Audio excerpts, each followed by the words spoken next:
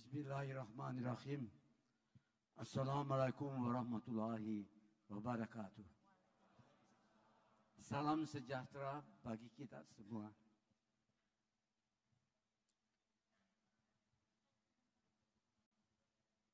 Kalau bukan Anda yang membangun bangsa ini, jangan harapkan orang lain akan membangun. Saudara-saudara, saya tadi mendapatkan kesempatan mendengarkan dan saya kata demi kata saya ikuti dari Ibu Menteri dan bapak-bapak yang lain. Dan saya bersyukur bahwa bangsa Indonesia yang mengandalkan masa depannya pada sumber daya manusia terbarukan yang dibiayai bukan oleh utang, tapi karya bangsanya sendiri plus sumber daya alam. Memang itu maksudnya. Masa depan tiap bangsa harus mengandalkan pada sumber daya manusia. Sumber daya manusia yang produktif, efisien, dan memiliki kualitas bekerja yang tinggi. Dan mengenai cinta. Cinta pada Tuhan Yang Maha Esa. Cinta pada sesama manusianya. Tidak mengenal sara, perbedaan suku, agama, dan ras. Cinta pada karya sumber daya manusia. Cinta pada pekerjaannya. Dan cinta pada lingkungannya. Lingkungan itu bukan saja manusia, semuanya. Kita harus tahu, hanya manusia yang demikian akan mengembangkan wawasan untuk dirinya. Dirinya itu adalah bagian dari keluarganya. Keluarganya adalah bagian terpadu dari elemen budaya, elemen agama, dan elemen pengertian terhadap mekanisme ilmu pengetahuan dan teknologi. 3 elemen ini harus bersinergi positif. Bersinergi saja, saya katakanlah, budaya saya beri angka 1. Agama saya berikan angka 1. Pengertian dan penguasaan ilmu pengetahuan dan teknologi saya berikan angka 1. Ada 3 kemungkinan. 1 tambah 1 tambah 1 sama dengan 3. Normal itu. Tapi 1 tambah 1 tambah 1 menjadi 30.000. Bukan korupsi. Tetapi pintar. Itu namanya sinergi positif. Tapi hati-hati. Anda bisa juga tanpa disadari menghasilkan 1 tambah 1 tambah 1 sama dengan minus 3 juta. Itu sinergi negatif. Jadi, saudara harus bersinergi positif. Tadi saya dengar kata-kata dari Ibu Menteri yang saya banggakan. Saya melihat beliau adalah anak intelektual saya. Anda cucu intelektual Habibie.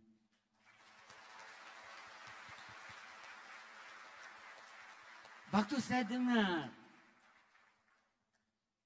kata-kata ibu, saya sampaikan kata bapak yang depan saya. Karena ibu mengatakan, kalian semuanya mendapatkan kesempatan yang istimewa.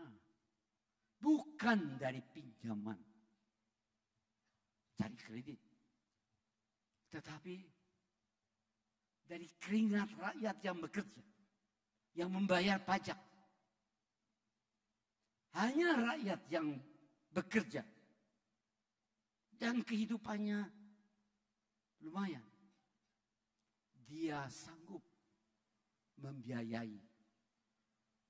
Iya, memberikan kontribusi pajak. Pajak itu ada pemasukan halal sesuai dengan peraturan dan undang-undang. Bahkan dapat dikaitkan pada ketetapan MPR atau undang-undang dasar. Tadi beliau sampaikan itu. Untuk Anda berlaku, dia bilang, tidak ada kontrak itu.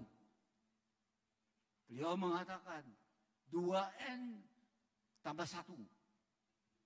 N itu berapa tahun Anda mendapat beasiswa.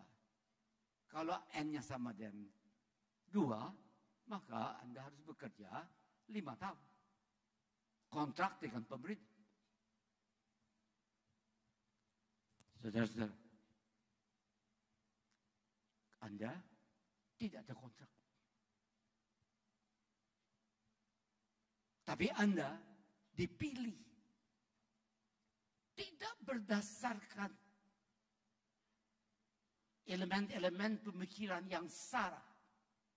Suku, agama, dan ras. Yang hanya diperhatikan apa Anda berbakat atau tidak.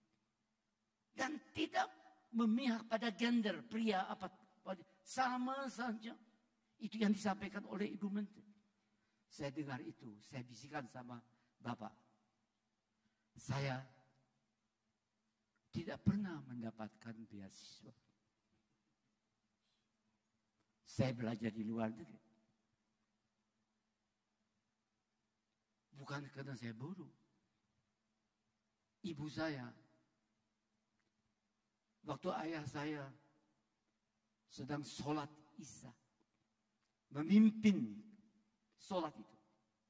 Pada waktu dia sholat Allahu Akbar, dia jatuh, langsung meninggal di situ.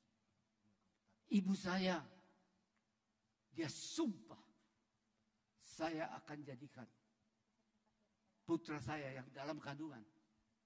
Dan saya umur 13 tahun. Dan sampai yang tertua akan menjadi manusia yang berguna untuk bangsa dan negara dan agama.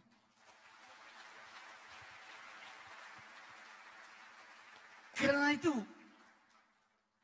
waktu saya lulus SMA tahun 54, saya bisa dapat beasiswa, tapi ibu saya bilang tidak.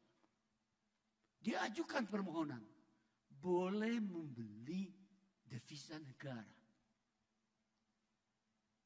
Waktu itu tidak bisa Anda tukar seenaknya. Boleh membeli.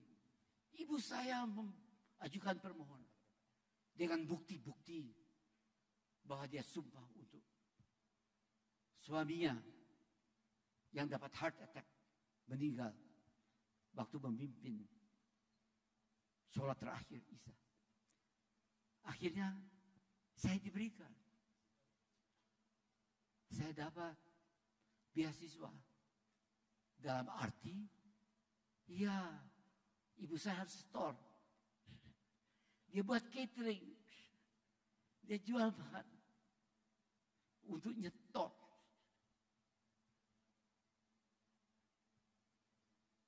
Saya usia 18, kirim keluar. Semua paspor biru, saya hijau.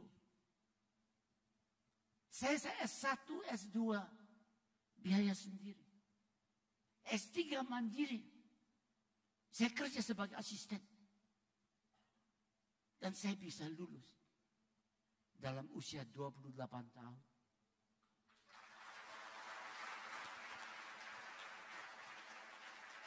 Saudara-saudara, saya ceritakan ini bukan mau pamer. Saya ini seperti Anda. Tidak ada bedanya. Kalau saya bisa begitu, dengan batas-batas, biasanya uang saya tidak pada waktunya datang. Saya harus jalan kaki. Makan tidak ada. Sehingga saya dapat tuberkulosis. 1,5 tahun masuk sanatorium. Tapi syukur alhamdulillah. Saya beruntung belajar bidang yang saya tekuni. Dan saya suka. Akhirnya jadi begini juga. Tidak pernah saya mimpi atau merencanakan jadi menteri. Enggak itu. Wapres atau presiden enggak nyampe. Yang saya hanya kehendaki dan cita-citanya membuat pesawat terbang. Bukan pesawat terbang tempur. Membawa manusia Indonesia ke tiap titik di benua maritim Indonesia. Yang pesawat terbangnya itu tidak dibiayai dengan hasil ekspor sumber daya alam atau membuat utang. Tapi dari keringat rakyat yang merencanakan dan membangunnya. Dan itu mampu deh. Kalau bisa buat kapal terbang, commercial airplane, tidak semudah demikian. Anda bisa membuat apa saja. Sepeda motor, mobil, kapal, easy. Dengan demikian, kita bisa membuktikan kepada siapa saja di muka bumi ini. Pada umumnya, khususnya pada diri kita sendiri. Bahwa kita sama dengan warga negara yang lain. Bukan karena pembudayaan oleh orang tua dan masyarakat. Dan pendidikan oleh sekolah saja. Tapi kuncinya adalah pada karya-karya Anda di lapangan kerja itu sendiri. Disitulah terjadi proses keunggulan. Tapi bukankah kalau Anda bekerja itu, Anda hanya jadi unggul? Tidak. Anda dapat pemasukan, create nilai tambah. Menghasilkan suatu produk sesuai permintaan pasar. Dan apa? Anda menjadi unggul. Terus jadi top. Tapi Anda harus membuat waktu untuk mempersiapkan generasi penerus yang mengerti mekanismenya dan bisa menerima steknya dan lebih hebat dari Anda sendiri. Karena itu lapangan kerja is a must. Saya pernah 50 tahun yang lalu saya bilang, 30 tahun yang lalu saya bilang, 10 tahun yang lalu saya bilang, kita memang tahu ada neraca pembayaran, neraca perdagangan. It's okay. Tapi kuncinya adalah neraca jam kerja. Terima kasih. Saya yakin Anda lebih baik dari Pak Habibie. Itu saya yakin. Kalau Anda tidak lebih baik dari eyangnya malu. Tidak ada eyang di muka bumi ini yang merencanakan anaknya dan cucunya lebih jelek dari dirinya. Selamat bekerja, selamat berjuang, dan selamat berkarya. Terima kasih.